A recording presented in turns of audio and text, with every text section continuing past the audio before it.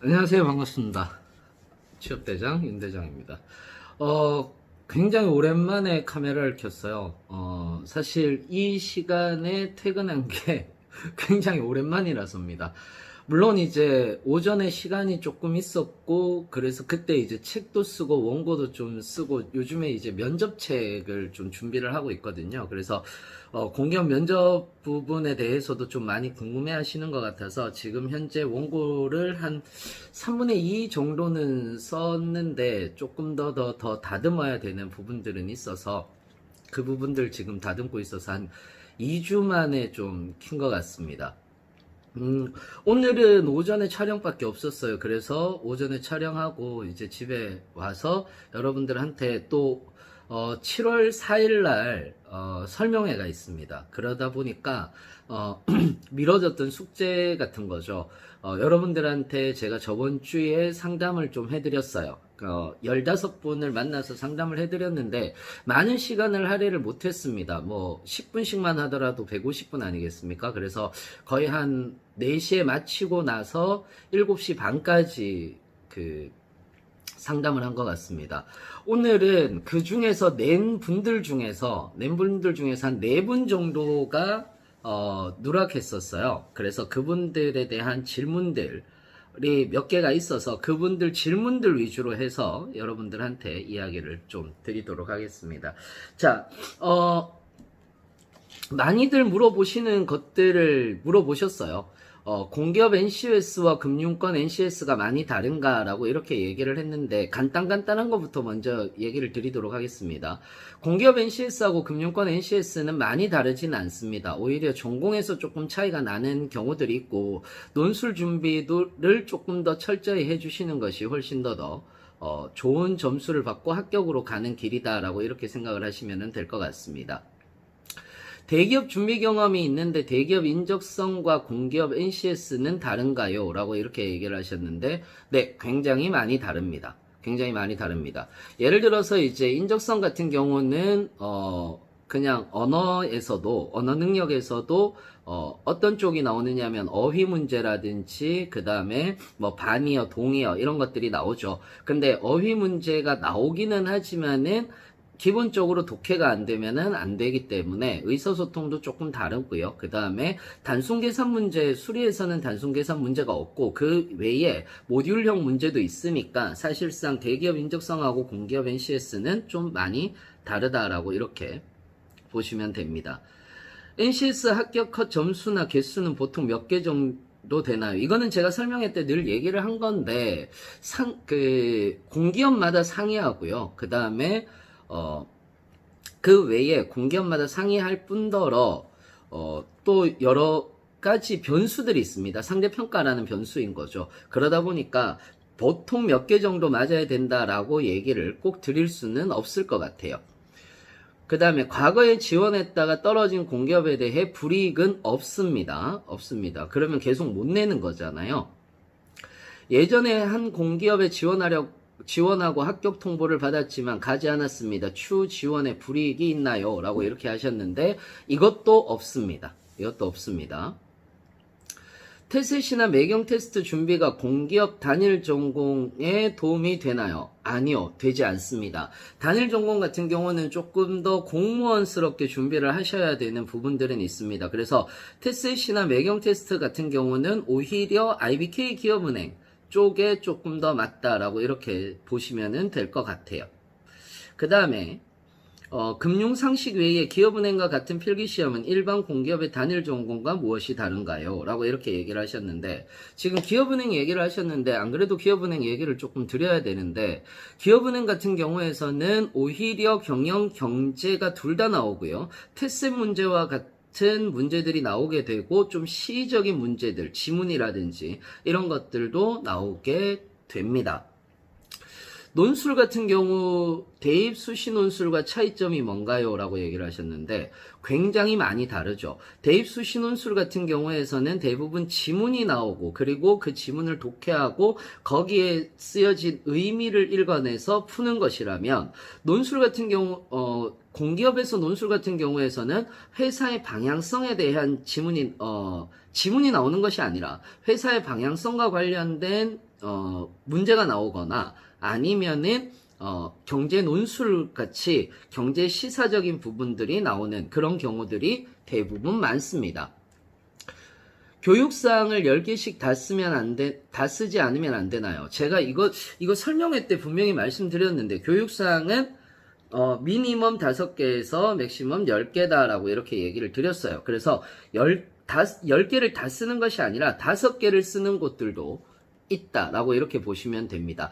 아마 이분 같은 경우는 조금 처음 준비하시는 분인 것 같아요. 처음 준비를 하시는 분들이 가장 많이 물어보는 그런 질문을 하셨습니다. 그 다음 또 한 분이 계시는데, 이분 같은 경우는 뭐 질문은 없고요. 희망 공공기관이 서울산업진흥원과 중소기업진흥공단, 중소벤처기업진흥공단이죠. 기술보증기금, 신용보증재단 중앙회, 한국관광공사라고 이렇게 얘기를 하셨는데, 기본적으로 기술보증기금을 메인으로 잡으셔야 되겠네요. 왜냐하면 전공시험과 논술시험이 그러니까 공부를 가장 많이 하는 곳이 이제 기술보증기금이 될 테니까요. 한국관광공사도 단일 전공으로 있으셔서 대부분 테셋 전공으로 테셋을 최우수 맞아서 조금 이쪽으로 생각을 하시는 것 같은데, 그러시지 마시고 오히려 좀 더 공무원스럽게 전공 공부를 하시는 것이 좋다라고 이렇게 보여집니다. 이분은 한번 만났으면 좋겠어요. 만나서 조금 더 상담 내용이나 질문이 없어서 이것이 맞는지 안 맞는지에 대해서 이렇게 좀 확인을 좀 했으면 좋겠습니다. 자, 그 다음 분입니다. 4분 정도가 남기셨더라고요. 자, 일단은 보시면은 한국사 2급의 장교 군복무를 하셨습니다. 사회학과신데, 우선 토익 700을 따고 하반기부터 중부발전 준비를 위해 전공 NCS 공부하면서 필기 없는 사무직을 준비하려고 한다라고 이렇게 얘기하셨는데, 사실 필기 없는 사무직은 잘 없습니다. 물론 있는 경우들도 있죠. 그런데 필기 없는 사무직을 준비하기에는 너무 1명, 2명을 봅니다. 그렇기 때문에 하반기부터 중부발전을 준비를 한다라고 이렇게 얘기를 하신다면은 아마도 중부발전 같은 경우가 이제 지역인재 채용에 들어가서 그럴 것 같은 건데, 필기 없는 사무직 준비는 저는 하지 말라라고 이야기를 드리고 싶습니다. 오히려 중부발전이면 발전 자회사들을 다 같이 준비를 하시는 것이 맞는 거죠. 그러면서 이런 얘기를 하셨어요. 통합전공을 준비하면서 상경법정을 준비하는 것도 괜찮을까요? 아마 상경법정에서 상경통합을 아마 가시게 될 건데, 통합전공 준비를 한다, 사통합전공이라고 생각을 하시는 것 같은데, 같이 준비하는 건 괜찮지 않습니다. 왜냐하면 제가 늘 얘기를 하는 것 중에 하나가 분량이 늘어나는 거잖아요. 내가 공부하는 분량이 늘어나면 시간도 늘어나는 거고, 시간이 늘어나면 여기에서 기회비용은 반드시 발생하는 부분이기 때문에 그렇습니다. 그렇기 때문에 저는 개인적으로는 통합전공을 준비하면서 상경법정을 준비하는 건 바람직하지 않다라고 이렇게 생각을 합니다.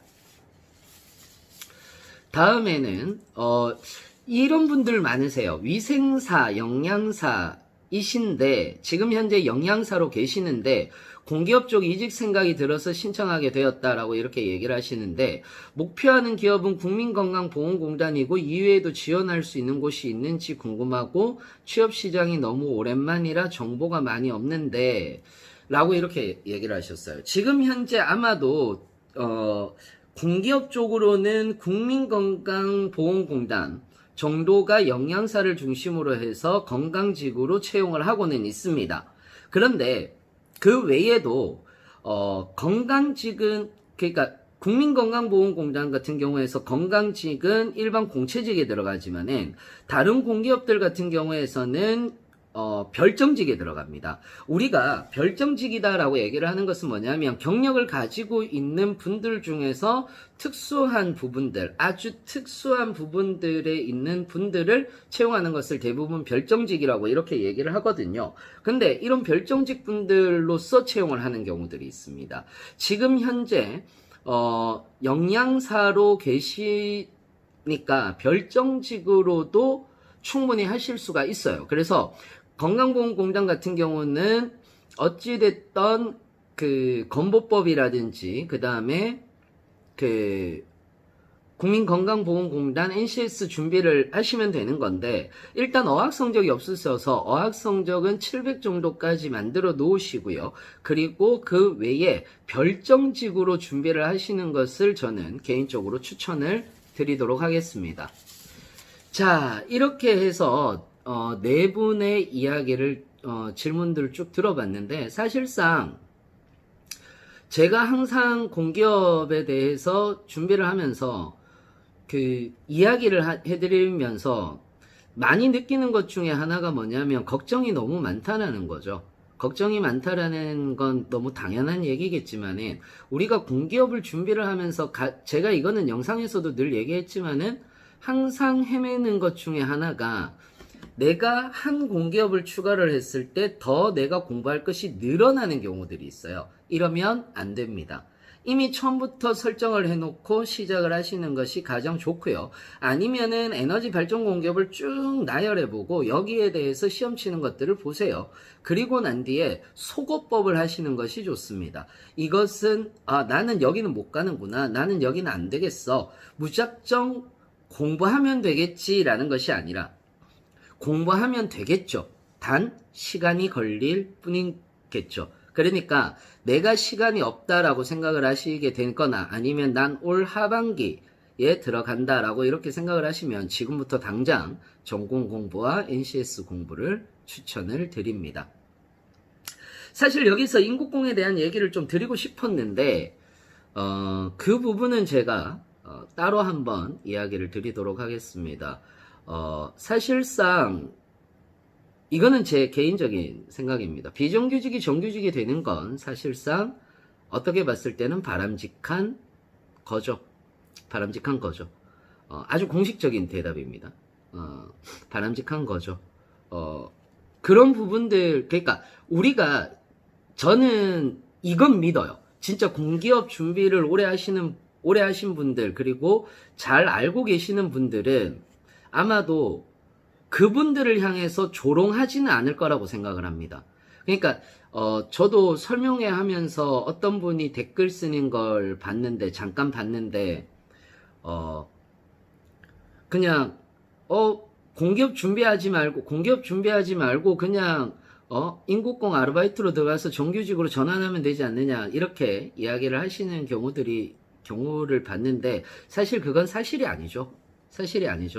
어찌됐든 2017년 5월 이후에 들어오신 분들 같은 경우는 공채 시험을 쳐야 되는 거니까 그건 사실은 사실이 아닙니다. 그렇기 때문에 우리 사실상 둘 다 을들 아니에요? 예, 둘 다 을인데 왜 을이 을을 공격하는지 그리고 을이 을을 공격하는 세상을 만들면 안 되는 거죠. 이건 제 개인적인 생각이었습니다. 그래서 또 얘기를 안 하려고 했는데 해버렸네요. 해버렸는데 어찌됐건 여러분들한테는 또 질문 있으시면 지금 댓글이 조금 밀려있는 걸로 알고 있습니다. 댓글도 제가 꾸준하게 올려드릴 테니까 여러분들 너무 걱정하지 마시고요. 또 저는 또 조만간에 찾아뵙도록 하겠습니다. 그리고 라이브에 대한 얘기들을 좀 하셨어요. 그래서 라이브도 지금 제가 지금 시간을 보니까 제가 지금 스케줄을 확인해 보니까 제가 스케줄이 하루밖에 시간이 안 나요. 그래서 최대한 오후 시간대로 해서 아니면 저녁 시간대로 해서 여러분들을 또 조만간에 한 중순 정도쯤에 만나 뵙는 걸로 하고요. 아마 해커스 라이브에서 우리 마라톤 그 라이브 얘기를 한번 했었잖아요. 8시간짜리 얘기를 했었는데 그것도 한번 아마 7월 말이나 8월 초쯤에 한번 계획을 해서 여러분들을 또 만나 뵙도록 하겠습니다. 자, 어찌됐든 저는 물러가고요. 계속해서 여러분들한테 좋은 컨텐츠 가지고 이야기를 드리도록 할게요. 저는 항상 여러분들의 내일을 응원하고 있습니다. 이상으로 마치겠습니다. 감사합니다.